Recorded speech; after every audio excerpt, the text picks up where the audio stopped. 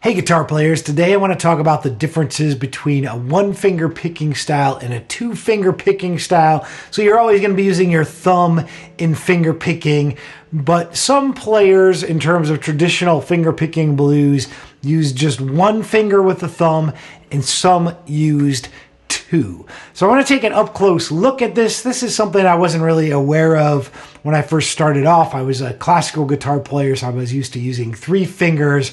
But it was really my teacher, Andy Cohen, who lives down in Memphis, Tennessee nowadays. He's the one who kind of hipped me to the fact that some of the players used one finger and some of the players used two fingers.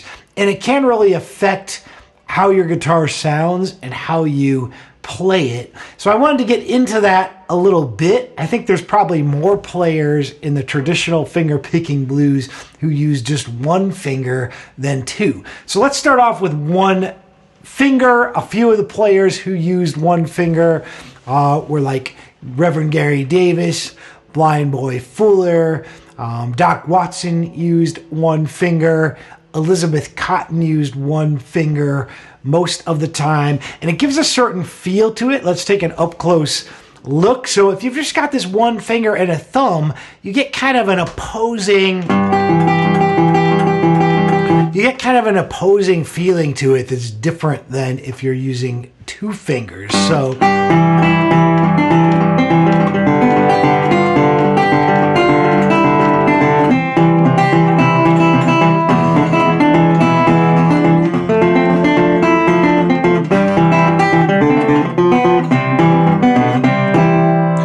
so that's got a certain vibe, a certain feel to it. That's a little bit of like Elizabeth Cotten style. Reverend Gary Davis, he would he'd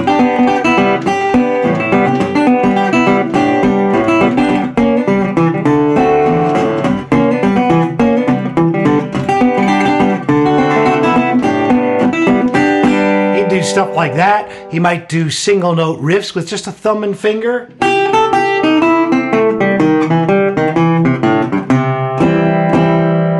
So that's got a real certain feel to it, certain vibe to it.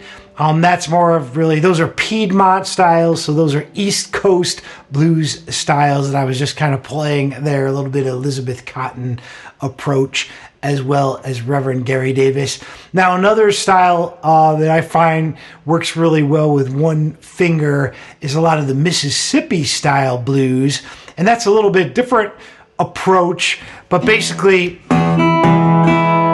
you almost get sort of more of a flat pick, kind of strummy feel to things. And a lot of times that's because you're using your finger and your thumb to hit multiple strings. So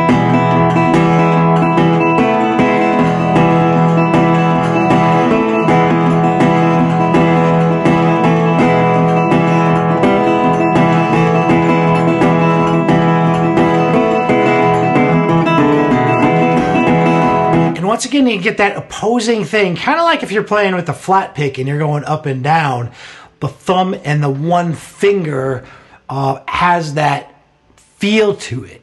So I think it can be a really good thing to learn how to play just with one finger, because if you can't play with one finger, then you're not going to have much chance of doing anything with two fingers.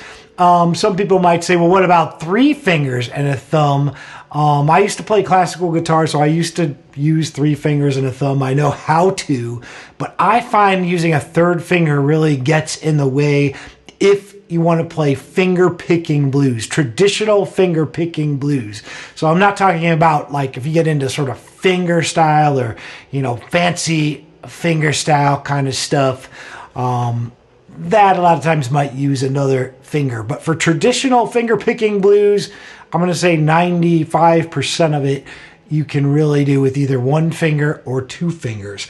So let's take a look at two fingers. So there are some things that you can do if you add another pick or add another finger, if you don't use picks, on a two finger style. And one of the players that comes to mind most prominently is Mississippi John Hurt. So if you listen to the music of Mississippi John Hurt, there's some stuff that he does that you really need two fingers to pull off. It would be pretty hard to do with just one finger. And that's this kind of stuff where you're going.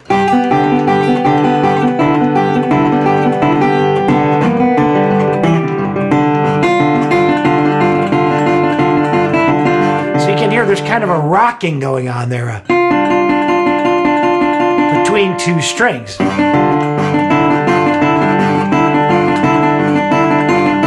I could do that with one finger, but I'd have to jump. To jump that finger all around, and that will give me like tendinitis in about 10 seconds. So if you want to do that kind of Mississippi John Hurt stuff, if you want to do maybe more, even a little bit towards more modern finger picking stuff that's got kind of pattern kind of stuff like that, then you need that extra finger. Another player that used two fingers and a thumb is Brownie McGhee. He's another example of two finger and a thumb player. But I do think it's more common for players in traditional blues to just use one finger. I think probably Blind Blake, who is one of the early blues ragtime players, I suspect he used two fingers. Some of this stuff we have to kind of deduct it because all we have is audio recordings. So you have to listen to the recordings and kind of say, can I do this with one finger or do I need two?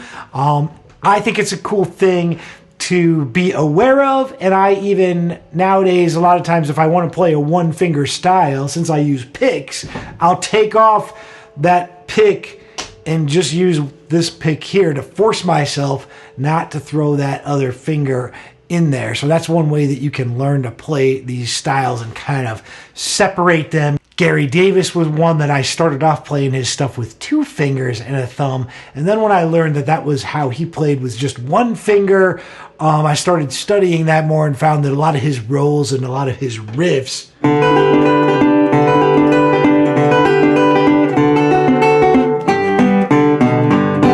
they just work better with that one finger. If you want to get that sound just like how he got it, well, you'll never get it just like he got it. But if you want to get in the the ballpark, you want to use that same approach, because it really affects how you play your riffs. And what if you hit more than one string with one finger is a very different sound than hitting more than one string with two fingers. So I hope this gave you some insight into the differences between one finger picking techniques and two finger picking techniques, and some of the artists that you can go and listen to now and see if you can tell the difference. You can do a lot with one finger, a lot more than you think, and I think it's a really good starting point if you want to keep things simple when you're getting into finger picking. All right, be sure to subscribe to this channel. Leave me a comment if you found this video useful. I do appreciate it.